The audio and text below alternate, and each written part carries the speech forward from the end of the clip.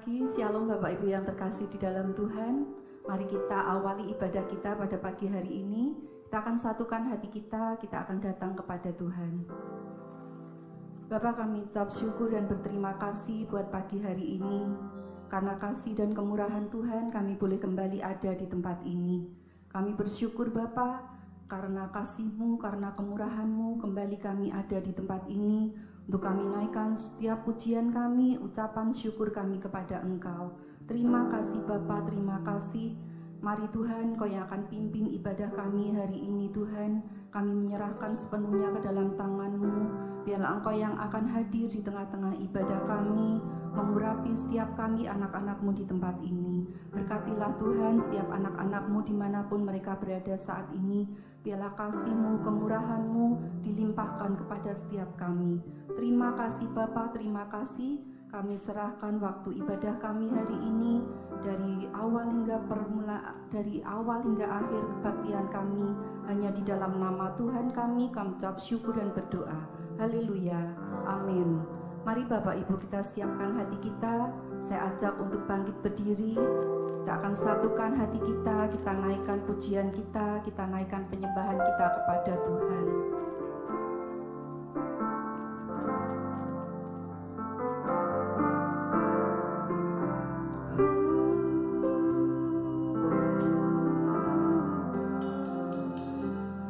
Kami naikkan syukur kami Tuhan. Terima kasih.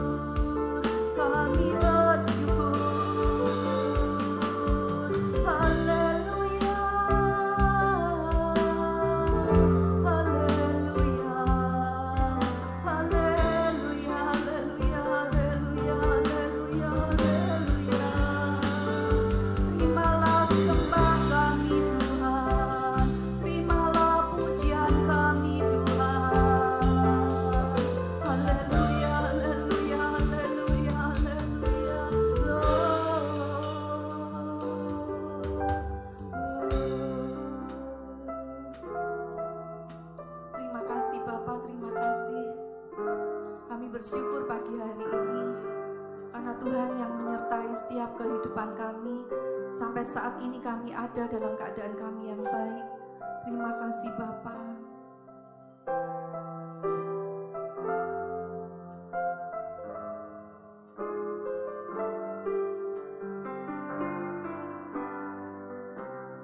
pencipta hidupku, Kau pencipta hidupku, pemelihara jiwaku. Kau layak terima segala pujian, ku naikkan syukurku. Kau pemilik hidupku, Kau pemilik hidupku. Dalam kasih setiamu, Yesusku, Kau layak terima segala pujian, ku naikkan sembahku.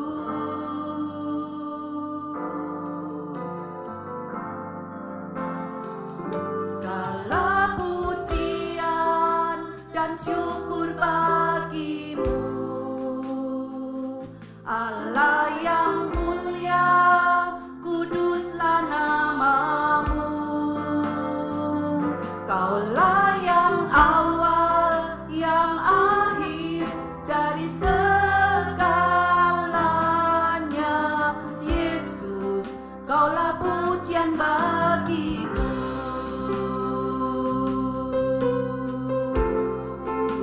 Kau pencipta hidupku,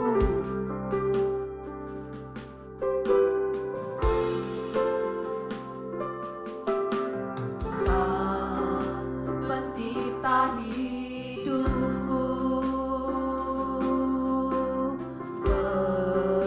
pelihara jiwaku. Kau layak terima segala pujian, ku naikkan syukurku. Kau pemilik hidupku, pemilik hidupku.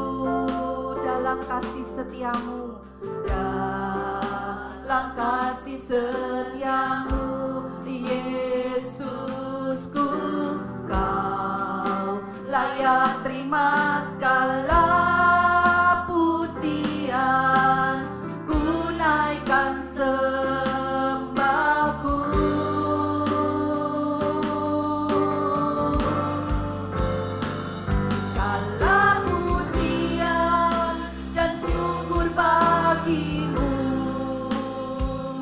Allah yang mulia, kuduslah namamu. Kau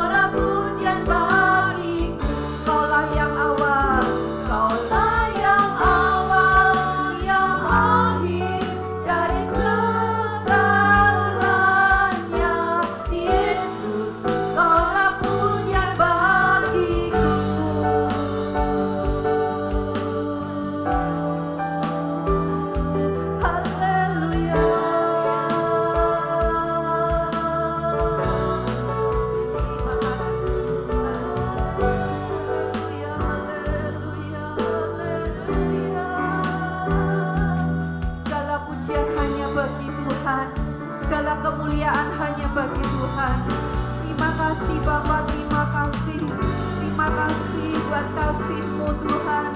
Terima kasih buat kemurahan-Mu Tuhan. Kami ada hari ini semua oleh karena kebaikan-Mu.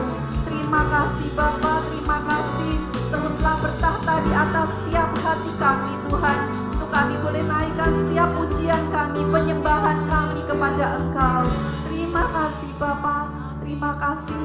Kami mau bersorak-sorai untuk Engkau Tuhan, karena kami mengalami kasih-Mu, karena kami mengalami kebaikan-Mu. Terima kasih Bapa, kami ada pagi hari ini Tuhan untuk datang memuji dan menyembah-Mu. Terima kasih Bapa, hanya di dalam nama Tuhan kami ucap syukur dan berdoa. Haleluya, amin. Sekali lagi shalom Bapak Ibu. Mari kita datang kepada Tuhan pagi hari ini. Kita bawa pujian kita bawa penyembahan kita kepada Tuhan. Biar segala yang bernafas memuji Tuhan.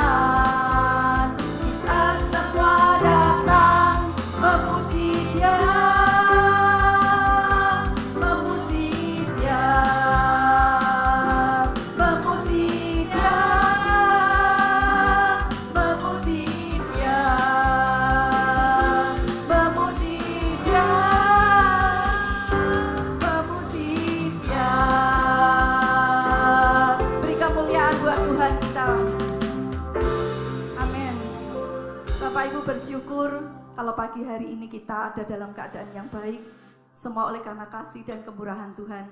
Mari kita akan tetap bersorak-sorai untuk Raja kita, Raja yang mulia.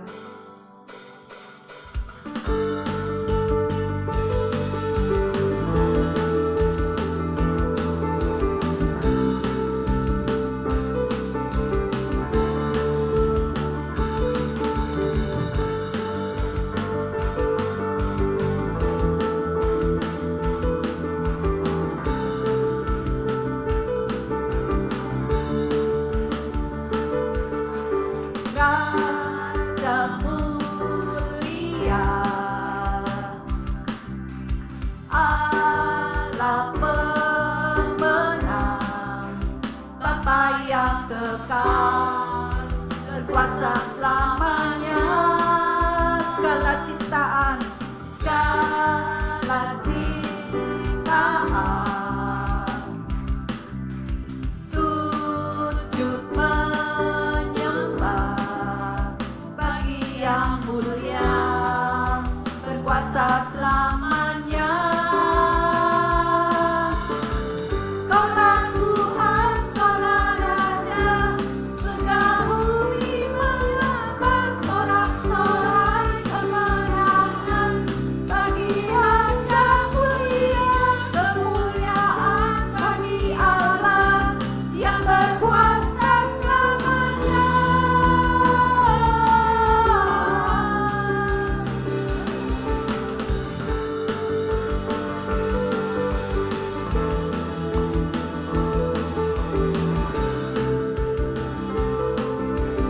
Raja mulia, Raja mulia, Allah pemenang, Allah pemenang, Bapa yang kekal, berkuasa selamanya.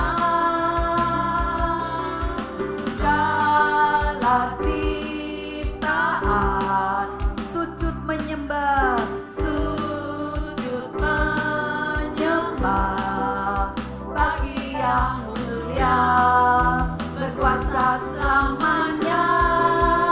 Kaulah Tuhan, Kaulah Tuhan, Kaulah Raja, segala bumi menyembah, sorak-sorai kemenangan bagi Raja mulia, kemuliaan bagi Allah yang berkuasa selamanya. Kaulah Tuhan, Kaulah Tuhan, Kaulah Raja, surga bumi menyembah, sorak-sorai kemenangan bagi Raja mulia, kemuliaan bagi Allah yang berkuasa selamanya. Kaulah Raja,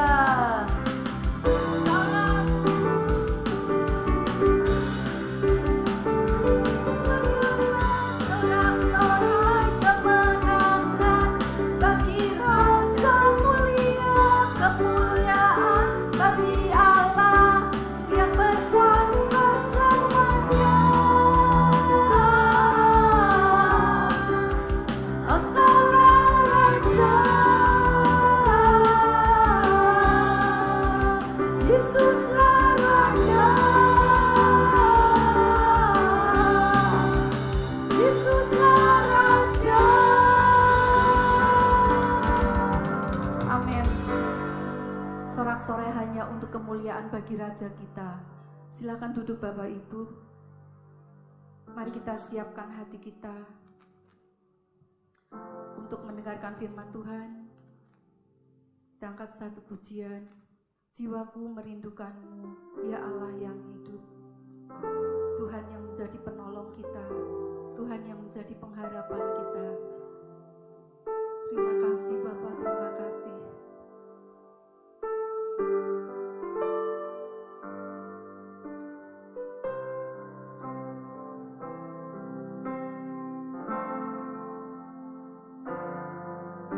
Jiwaku merindukanmu, ya Allah yang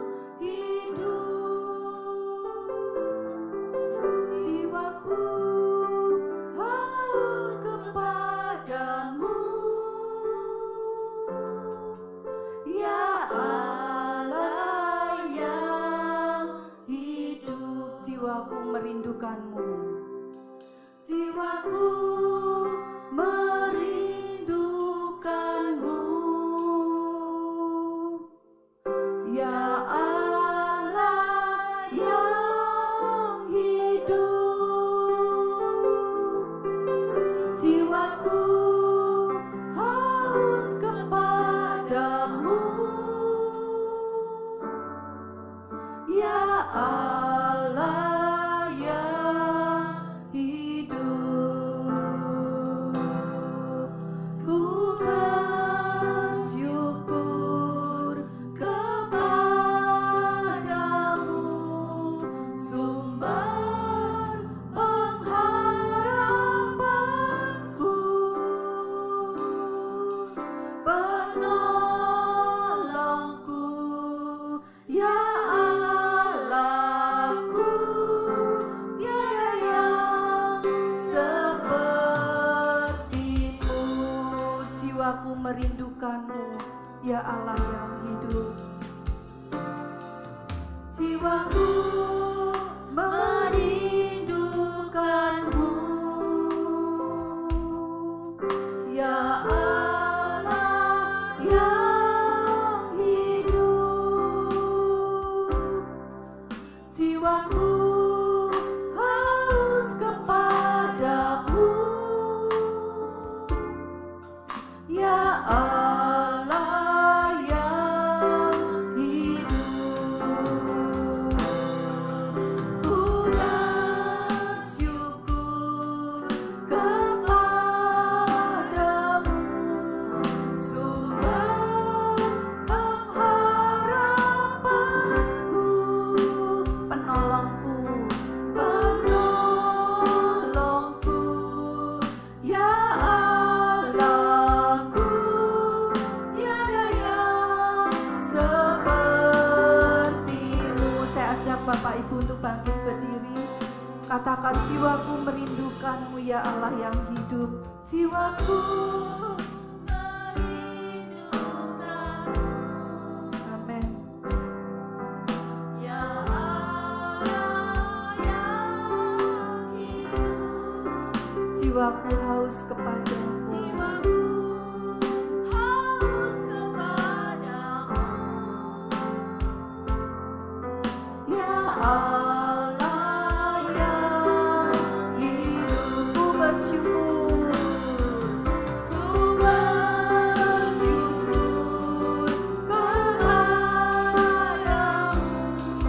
sumber pengharapanku,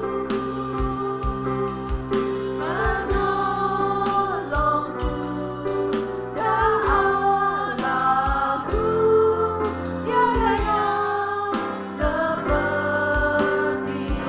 Ku bersyukur, ku bersyukur kepadamu, sumber pengharapanku, penolongku, ya Allahku, tiada yang sepertimu. Ku bersyukur, ku bersyukur kepadamu, sumber pengharapanku, penolongku, ya Allahku, tiada yang sepertimu.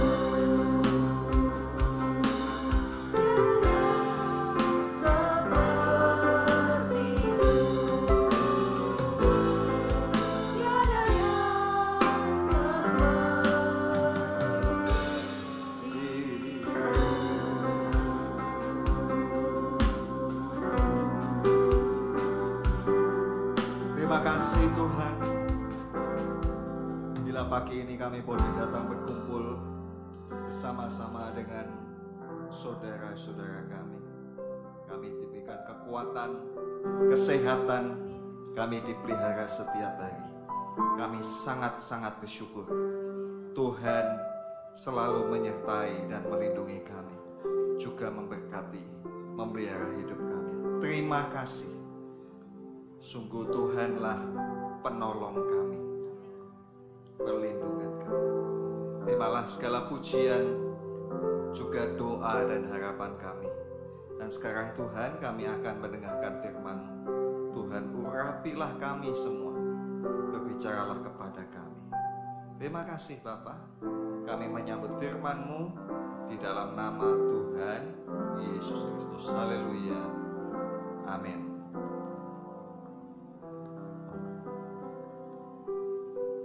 Puji Tuhan.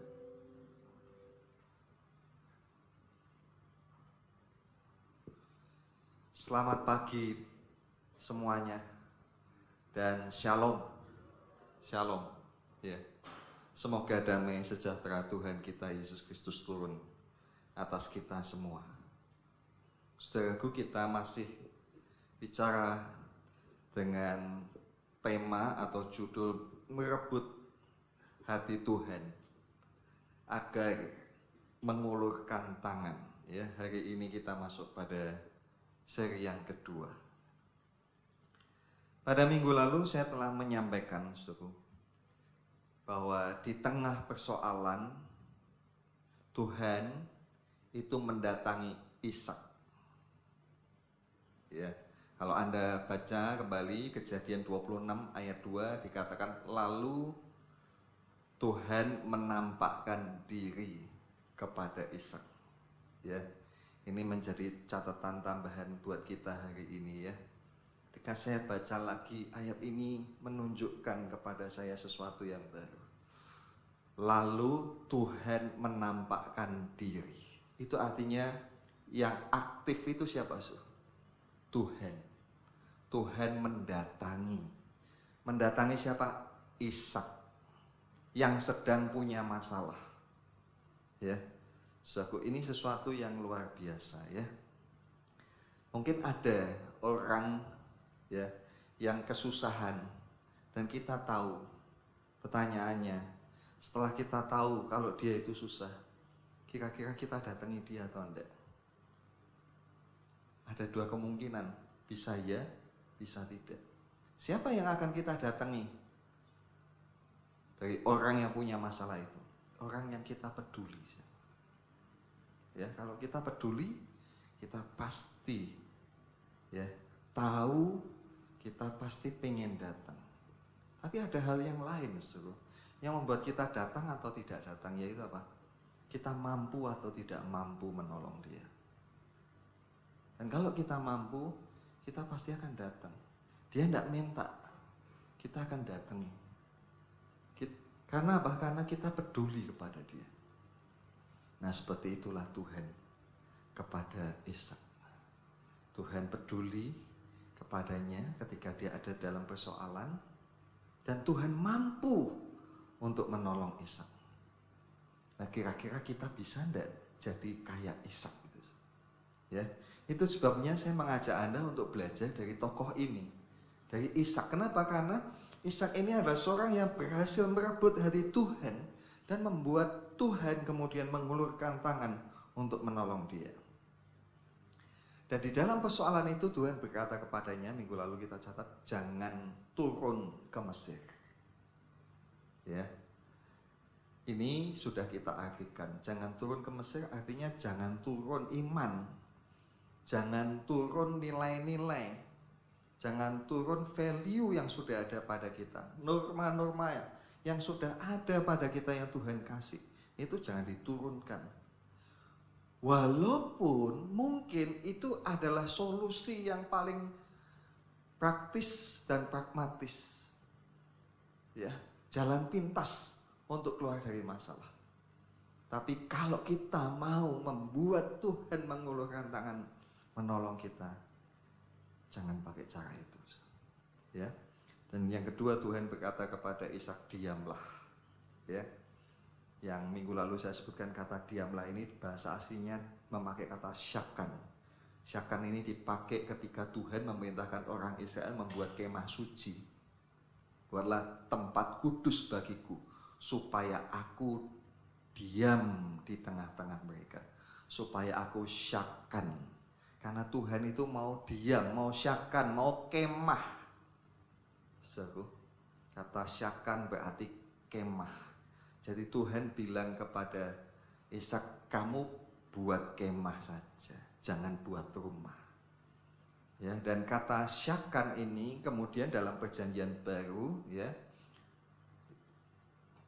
diartikan oleh baik Rasul Paulus maupun Rasul Petrus bahwa tubuh kita itu adalah kemah.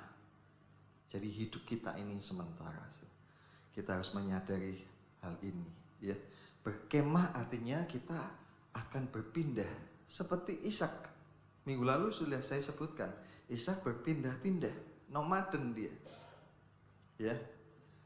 Hatinya itu disetel untuk apa? Siap-siap pindah. Nah, kita ini juga mesti menyetel hati kita untuk pindah. Pindah kemana? Pindah ke negeri yang Tuhan katakan pada kita, yaitu apa? Surga. Jadi kita ini mesti set, ya, siap-siap pindah. Dan yang berikutnya Tuhan berkata, tinggallah sebagai orang asing. Ya. Artinya Tuhan minta supaya Ishak itu tetap saja sebagai orang asing, ya. Dari bahasa aslinya gur atau bahasa Inggrisnya sojourn, ya. Minggu lalu sudah saya terangkan itu. Nah, kita mau dalami tentang orang asing ini, ya. Orang asing itu minggu lalu saya sebutkan, orang asing itu apa tuh? Kapan kita menyebut itu orang asing? Kita sebut dia orang asing karena dia beda dengan kita. Beda dalam apa? Ya macam-macam. Bisa cara pandang, cara bicara, cara hidup, adat kebiasaan, mungkin diantaranya baju dan sebagainya. Dan dia bukan hanya beda, tapi dia mempertahankan perbedaan itu. Dia menjaga identitasnya. Ya, maka kita sebut dia orang asing. Kalau dia sudah beralih, ya, kemudian misalnya bajunya seperti kita, ya dia sudah tidak asing lagi. Cara ngomongnya sudah beda, ngikuti bahasa kita, dia sudah tidak asing lagi. Ya. Nah, minggu lalu kita membaca Yohanes 15 ayat 19. Hari ini saya mau membacakan ayat ini dengan menambahkan kata yang membuat kita lebih mudah untuk memahami arti kata-kata Tuhan ini. Dan minta izin juga, saya akan baca ayat ini dengan gerak tubuh, dengan gestur. Ya. Melakonkan seolah-olah saya Tuhan yang sedang bicara kepada Anda. Ya, saya baca begini, ya. Sekiranya kamu bagian dari dunia ini, tentulah dunia ini mengasihi kamu sebagai miliknya. Tetapi karena kamu bukan dari dunia ini, melainkan Aku telah memilih kamu keluar dari dunia ini, itulah sebabnya dunia membenci kamu. Ya. Jadi Tuhan mengatakan kepada kita, ya, bahwa kita ini bukan bagian dari dunia ini. Kenapa? Karena Tuhan sudah memanggil kita, memilih kita keluar dari dunia ini. Ya. Coba renungkan sejenak kata-kata ini. Tuhan itu milih kita, ya. Nyesel enggak Anda dipilih sama Tuhan untuk menjadi miliknya? Tolong jawab. Nyesel enggak Anda dipanggil, dipilih oleh Tuhan untuk jadi miliknya? Tidak. Kenapa tidak? Karena memang Tuhan belum pernah mengecewakan kita dan Dia tidak akan pernah mengecewakan kita. Amin. Ya. Nah, mungkin ada ya ibu-ibu yang kecewa jadi istri suaminya. Kenapa? Karena pasti pernah dikecewakan. Ya. Nah, ini ngomong sebagai seorang laki-laki saya kepada bapak-bapak, sesama laki-laki dan sesama manusia yang kita sama-sama bisa salah. Kita pasti pernah mengecewakan istri kita. Ya, entahkah itu satu atau lain hal. Saudara, tetapi yang mau saya katakan adalah marilah kita jangan lagi membuat istri kita kecewa.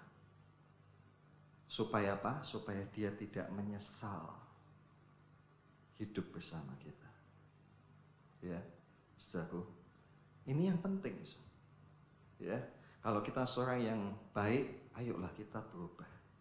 Ya, semua orang bisa salah, tapi kita mesti koreksi. Ya, Nah, sekali lagi saudaraku, Tuhan telah memilih kita untuk keluar, sehingga kita bukan lagi bagian dari dunia ini. Amin. Ya. Nah, saudaraku, itu Tuhan Yesus mengatakan begitu. Nah, tetapi Paulus juga mengatakan hal yang sama, mempertajam identitas kita itu siapa. Ya, kita akan membaca sekarang bersama Filipi 2 ayat 3, Filipi 3 ayat yang ke-20. Kita baca bersama, 2, 3. Karena kewargaan kita adalah di dalam surga, dan dari situ juga kita menantikan Tuhan Yesus Kristus sebagai juru selamat. Amin. Kata kewargaan ini dalam bahasa aslinya Perjanjian Baru itu Yunani. Bahasa Yunani itu bahasa sehari-hari yang dipakai di seluruh pemerintahan Roma.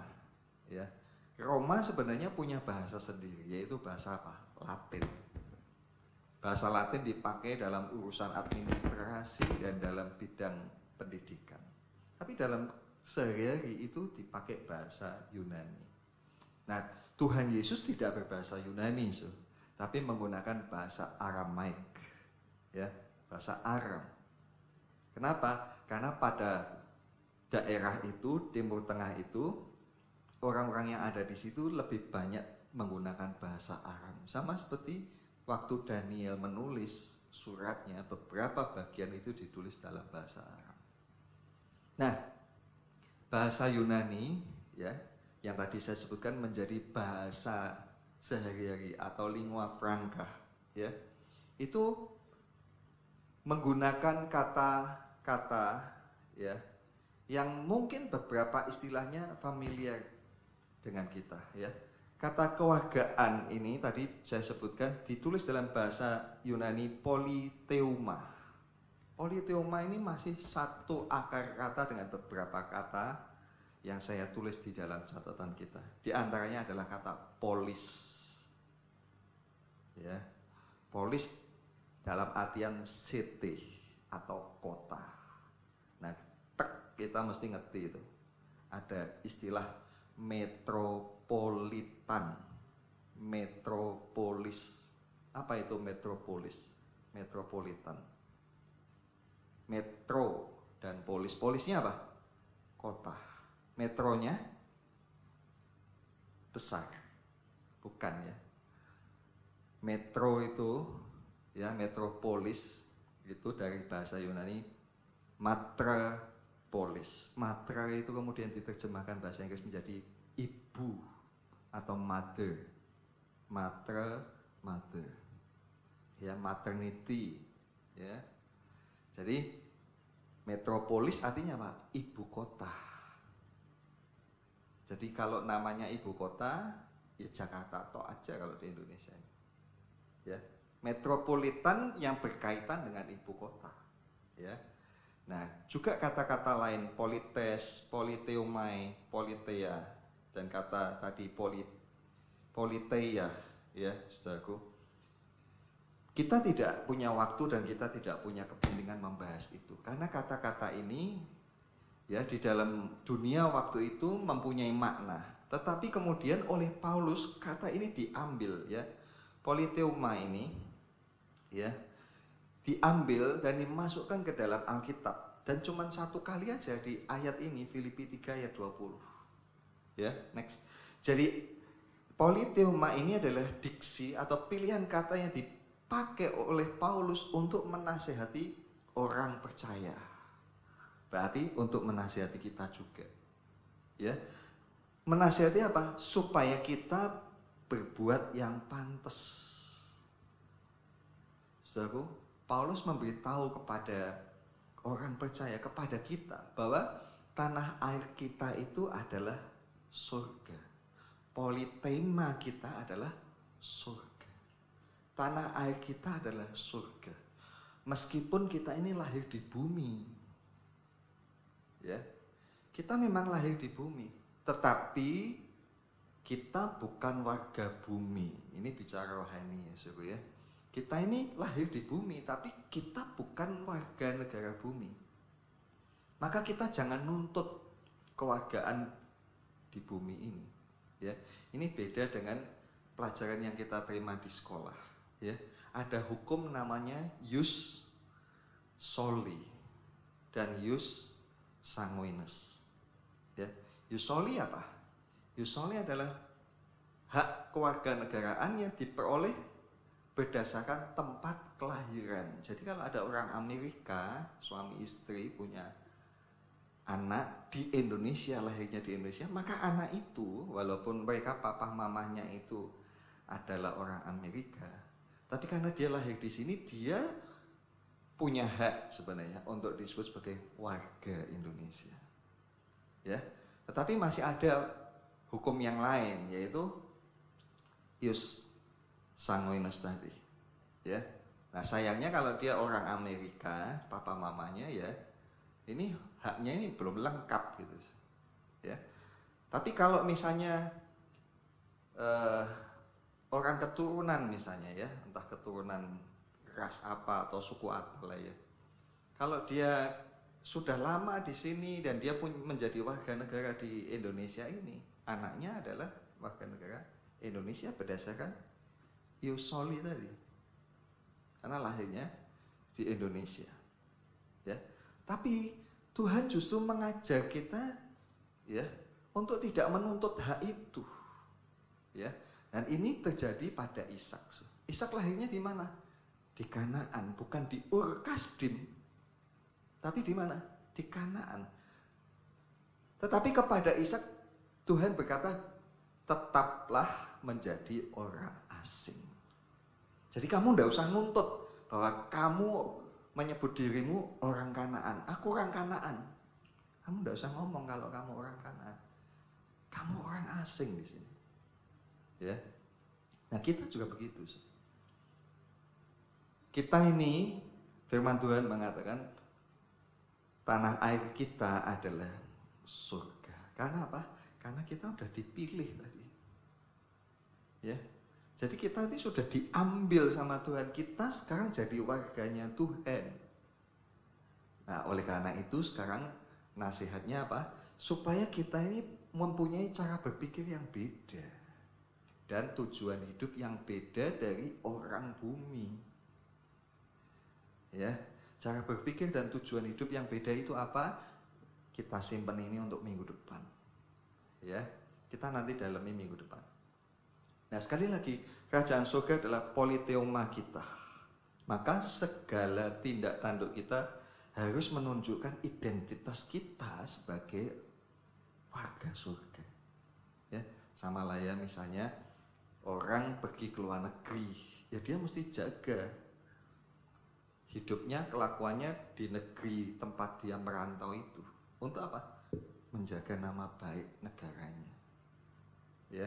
Sama kita juga tidak usah pindah negara lah, kita pindah daerah pun kan kita juga mesti apa, menjaga, ya, supaya kita hidup itu tidak mempermalukan, ya.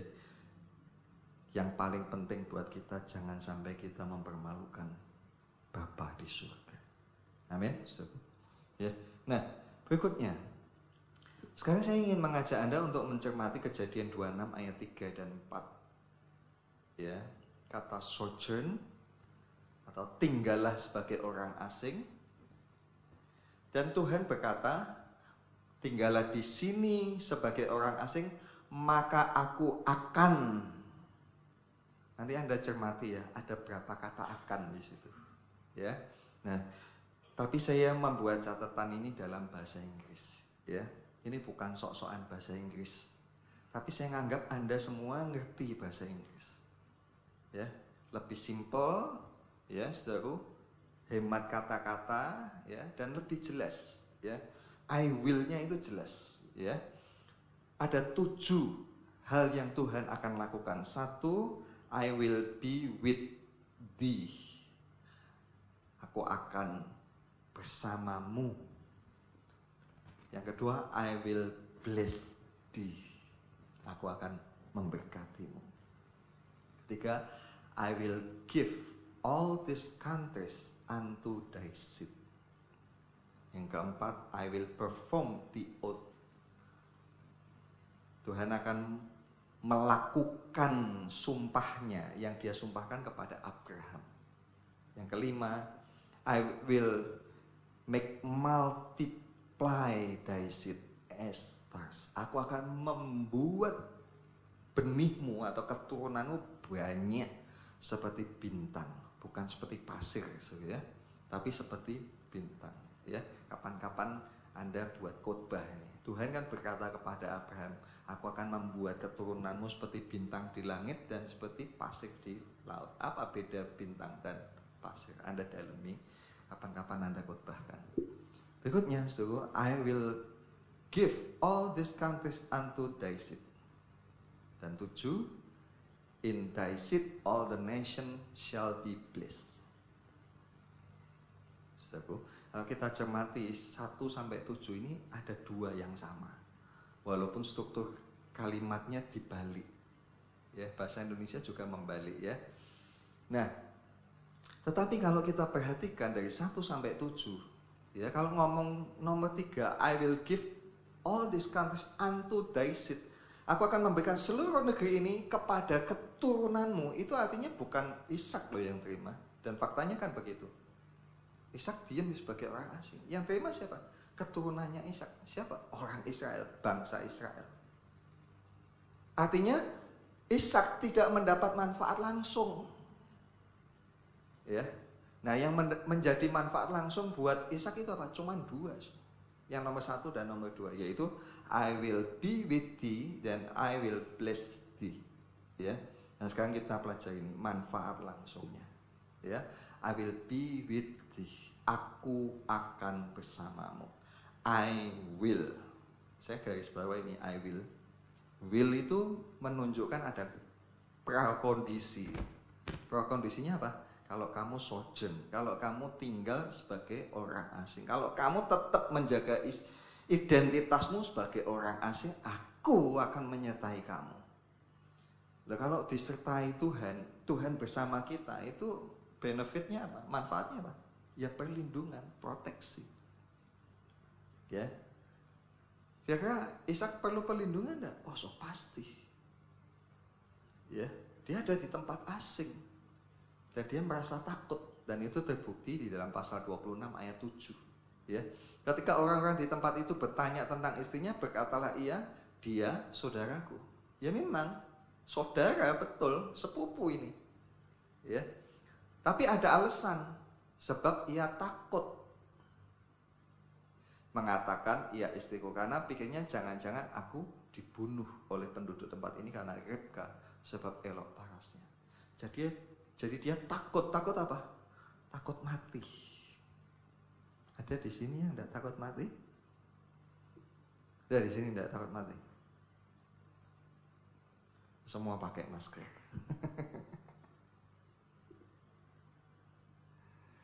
Ya, kenapa? Ya kita tidak maulah mati kok cara tidak enak gitu ya. Betul tidak, so? Kalau mati ya mati yang enak. Jangan mati kena corona. Benar tidak, so? Maka kita pakai masker. Ya. Karena ini ya kita tidak mau mati konyol memang. Tapi kita tidak bisa memungkiri bahwa ada takutnya juga loh. Benar tidak, so? Nah, takut ini diatasi dengan apa? Tuhan berkata, aku akan bersamamu. I will be with thee. Aku akan bersamamu. Aku akan menemanimu. Tak koncoi. Tak belani. Tak backingi. Tuhan akan menjadi teman koncoy yang bela dan backing. Ya. Dan itu terbukti ya. Terbukti bagaimana kemudian Tuhan juga selalu melindungi Ishak. Ya. Tetapi kalau dilindungi bukan terus berarti kemaki. Ya sama tadi ya. Tuhan yang menyertai kita, tapi kita tidak boleh kemaki. Katanya Pak Sandy tidak boleh takut mati. Gak usah ngomong masker, saya tidak ngomong begitu ya. Jangan dipelintir. Sekarang ini kalau ngomong gampang dipelintir ya. So, bukan berarti terus kita jadi wah, aku punya backingan Tuhan. Nah itu konyol namanya. So, Tuhan tidak menginginkan hal itu juga. Ishak pun juga bukan begitu cara menghadapi orang Palestina ini, orang Filistin, ya, di kota Gerar atau kerajaan Gerar ini. Bukan begitu caranya. Ya, nanti itu bahasan minggu depan. Ya. Nah, pertanyaan buat kita, perlu enggak toh Tuhan itu bersama dengan kita? Perlu enggak? Ya. Nah, siapa yang akan Tuhan sertai? Sekali lagi ingat, sojourn, tetaplah menjadi orang asing. Ya, ingat kita bukan orang sini. Ya, nah kalau Anda pernah pergi merantau atau sekarang ini Anda adalah perantau, Anda ngerti lah kurang lebih sedikit mungkin ya. Jadi orang asing itu kayak apa? Ya, tentu kan ngati-ngati banget begitu ya, suruh ya. Nah, kita akan dalami pada waktu yang akan datang. Yang kedua, manfaat langsungnya apa? I will bless thee. Aku akan memberkatimu. Kalau Tuhan memberkati ini, benefitnya, manfaatnya apa? Sejahtera. Ya. Mari kita membaca ayat ini. Ayat ini kalau kita baca itu menyegarkan hati ya. Kita baca ya, 2, 3. Dan orang itu menjadi kaya, bahkan kian lama kian kaya, sehingga ia menjadi sangat kaya. Ya. Dan orang itu menjadi kaya, bahkan kian lama kian kaya, sehingga ia menjadi sangat kaya. Orang itu, siapa orang itu?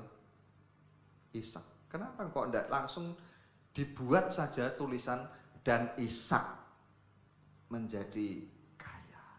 Kalau Ishak sudah definite, sudah tentu satu aja itu orang. Tapi ayat ini membuka ruang buat siapa saja. Untuk apa? Untuk diberkati Tuhan. Siapa yang akan diberkati Tuhan? Yang nomor 1 tadi, yang Tuhan sertai. Nah, yang nomor 1 ada kaitannya mundur lagi. Kalau jadi orang asing, tetap tinggal dengan identitas sebagai orang asing. Ya. Nah, kata kaya ini, saudaraku, ya, ketika diterjemahkan dalam bahasa Indonesia ini tidak salah, so. Karena memang yang dimaksudkan memang ngomongin Ishak ini makin hari memang dia jadi kaya gitu. Tapi kata kaya ini dalam bahasa aslinya dipakai kata gadal. Gadal artinya bertumbuh besar. Ya. Kemudian ada juga kata gadol. Gadol itu artinya besar. Ya, ada hari Sabat besar. Sabat Hagadol. Sabat yang besar. Ya. Nah, gadal artinya bertumbuh besar. Bertumbuh besar artinya ada proses. Bukan mendadak, tetapi ada proses. Bukan mendadak kaya. Enggak, ada prosesnya. Ya, jadi bukan sulapan. Ya. Nah, prosesnya apa? Kalau kita baca di ayat sebelumnya, maka menaburlah Ishak. Nah, itu proses. Prosesnya apa? Menabur. Cuman yang ditulis itu. Tapi kita mesti memahami lebih dalam. Tidak bisa nabur kalau sebelumnya belum dicangkul atau dibajak. Benar tidak? Dan tidak cukup hanya menabur aja terus ditinggal. Emang mau nanam apa? Tentu harus disiram, dipupuk, dirawat, ya, dijaga supaya jangan diinjek-injek. Ya. Nah, jadi ada proses, ya. Kalau kita ingin menjadi seorang yang sejahtera, yang ditumbuhkan Tuhan menjadi besar, pasti ada prosesnya. Ya, lihat saleh-saleh Tuhan itu prosesnya mesti ada. Yusuf itu, dia menjadi orang yang sangat besar. Ada prosesnya? Ada. Musa, ada prosesnya? Ada. Daud? Ada. Ya. Semua ada prosesnya. Bukan mendadak dan sulapan, tidak. Ya. Dan kalau kita renungkan lebih dalam lagi, kenapa ya kok Ishak ini bisa menjadi kaya, bahkan kian lama kian kaya, sehingga menjadi sangat kaya? Apa yang dia tabur? Kira-kira dia nabur apa? Ini posisinya apa tuh? Negara itu atau negeri itu sedang kelaparan. Benar tidak? Nah, ini ada kelaparan, tapi dia kok bisa jadi kaya? Kenapa kok bisa begitu? Karena dia pintar. Karena dia tahu peluang mana yang bisa menghasilkan. Apa yang dia tanam? Pasti bahan pangan. Dia tidak mungkin itu ngikuti tren. Oh, sekarang ini lagi musim ini loh tanaman janda bolong. Nanam itu dia. Tidak diperlukan pada waktu itu. Ya pasti nanamnya apa? Gandum. Yes, so. Dan untuk menanam gandum pasti ada usaha yang begitu besar, ya. Jadi ikut Tuhan, memang benar Tuhan akan memberkati kita. Tapi semua lewat proses. Di antaranya menabur. Dan menabur bukan hanya bicara soal bekerja, tapi betul-betul seperti yang Tuhan katakan, ya. Yohanes 12 ayat 24, Tuhan berkata, satu biji gandum kalau dia tidak jatuh ke tanah dan mati, dia akan tetap satu biji saja. Tapi kalau dia mati, dia akan berbuah banyak. Hidup kita ini juga mesti kita taburkan. Bagaimana? Melayani Tuhan itu termasuk bentuk kita menabur. Ya. Jadi kalau saudara yang melayani Tuhan, kita bisa lihat hidup mereka gimana. Ya, anak-anak yang melayani Tuhan, hidup mereka gimana? Pasti diberkati. Ya. Apalagi menabur, ya sudah pastilah.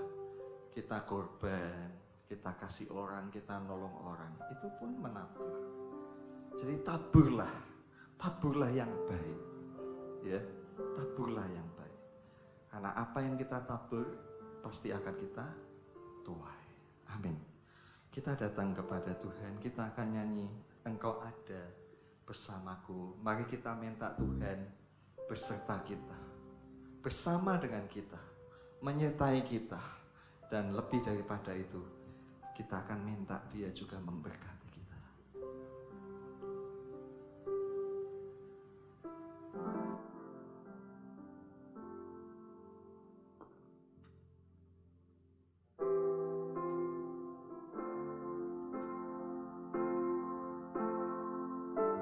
Mari kita berdiri.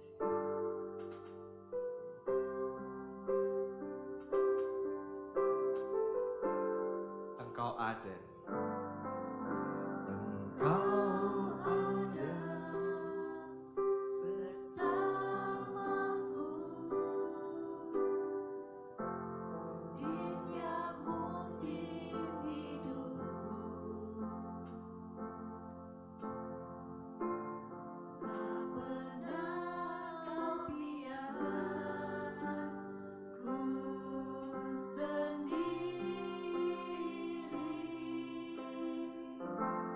Kekuatan di hidupku,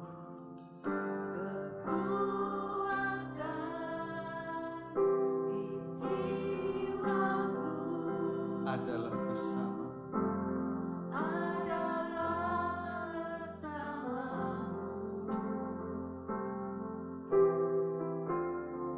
pernah ku ragukan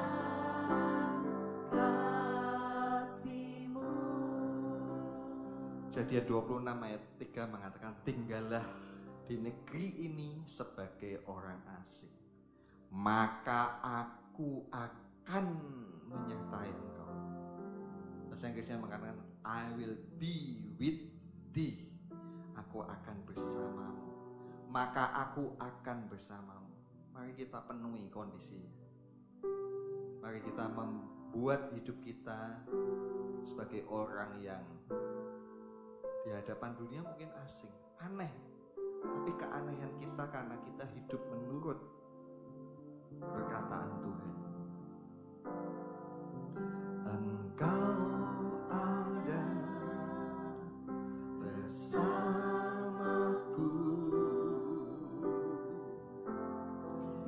setiap musim hidupku. Tak pernah kau biarkan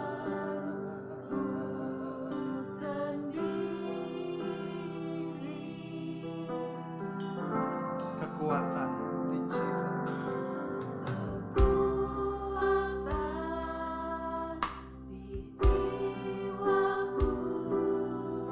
Adalah bersama.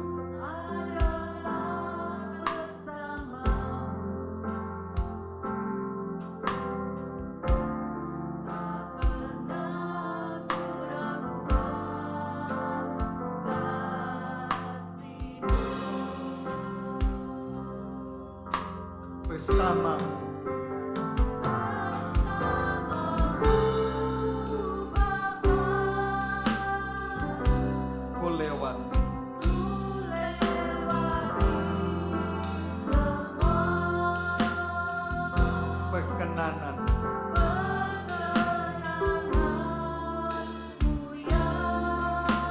Teguhkan hatiku.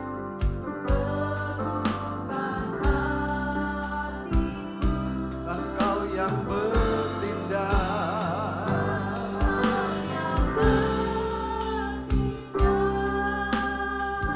memberi pertolongan.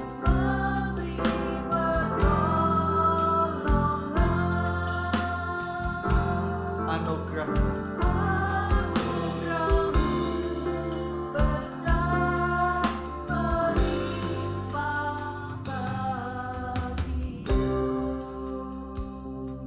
Kejadian 26 ayat 2. Lalu Tuhan menampakkan diri kepada Ishak.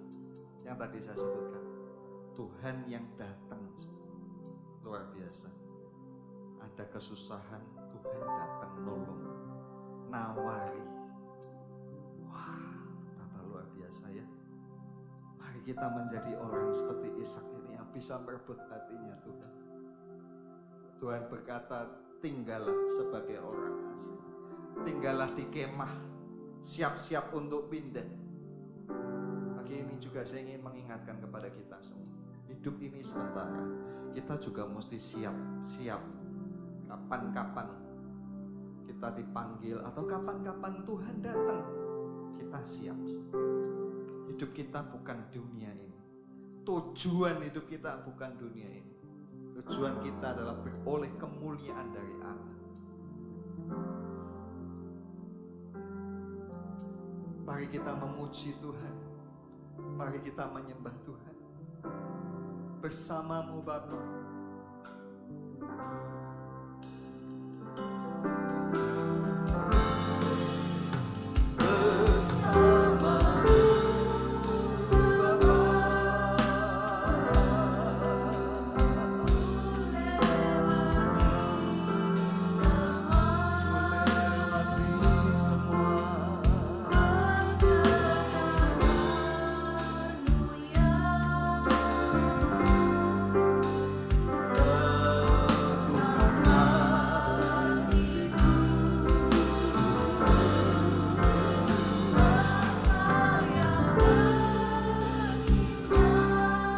Kalau engkau bisa merebut hatinya Tuhan, tidak akan diminta, Tuhan akan datang dan memberi pertolongan. Haleluya.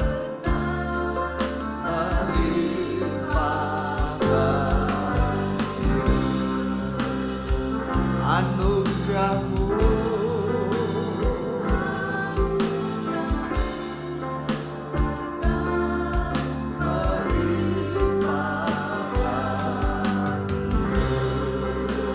sembah Tuhan.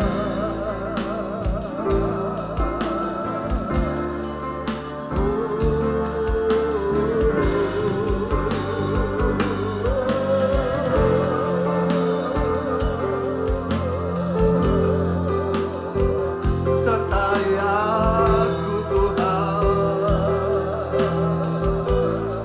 Mari minta penyertaan Tuhan. Minta supaya Dia bersama dengan kita. Akui bahwa engkau membutuhkan penyertaannya. Sertai aku Tuhan, aku tak mampu, aku tak sanggup, aku tak kuat Tuhan tanpamu. Aku takut tanpamu Tuhan, tapi ku tahu Engkau besertaku. Jangan tinggalkan aku Tuhan, tetaplah bersamaku.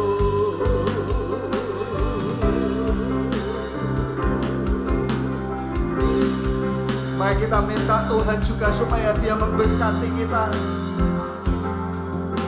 Berkati kami Tuhan, berkati kami Tuhan, berkati aku Tuhan.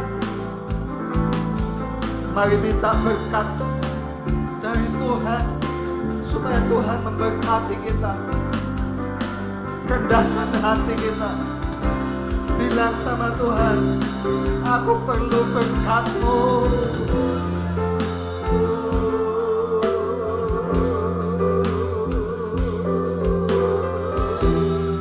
Haleluya. Berkat Tuhan yang akan menumbuhkan kita menjadi besar. Haleluya.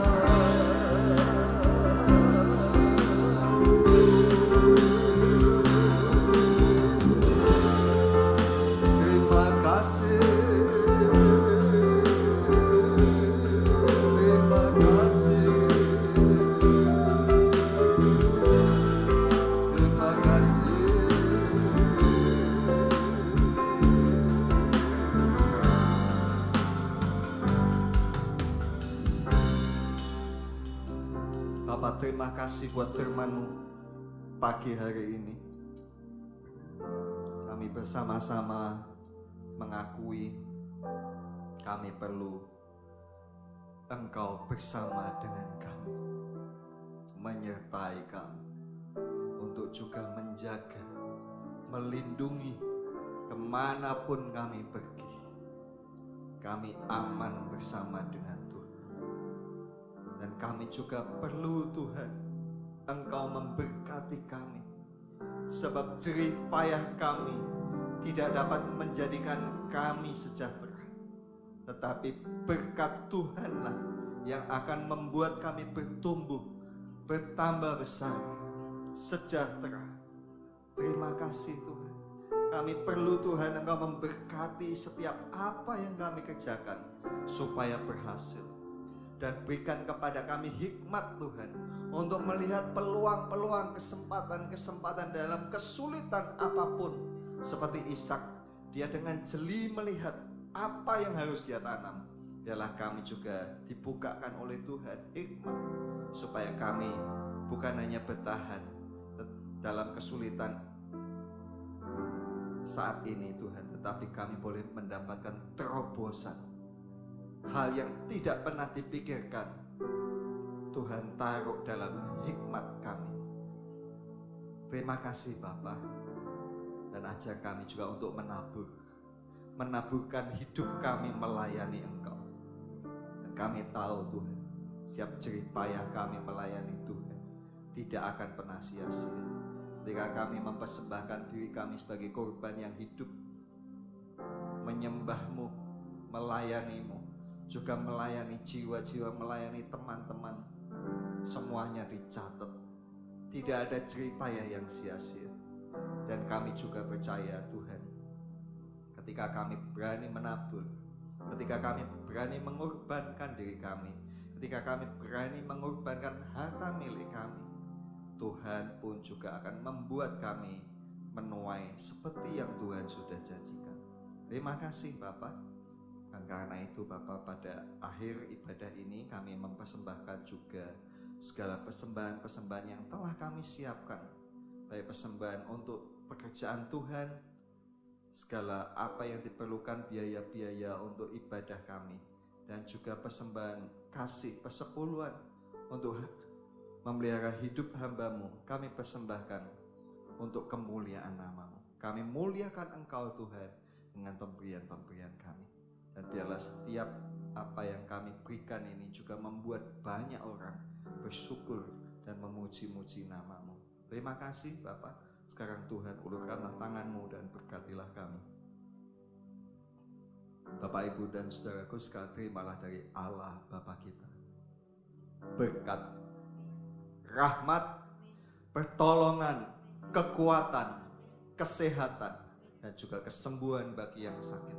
Dan juga setiap apa yang kita butuhkan, Bapa kita memelihara. Dan marilah kita selalu hidup dalam kasih sayang Tuhan Yesus dan penyertaan Roh Kudus.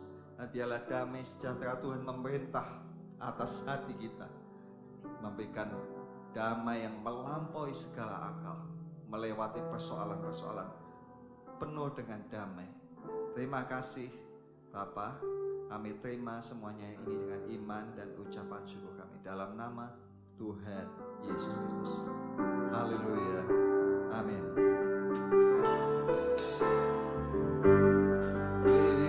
Terima kasih Yesusku.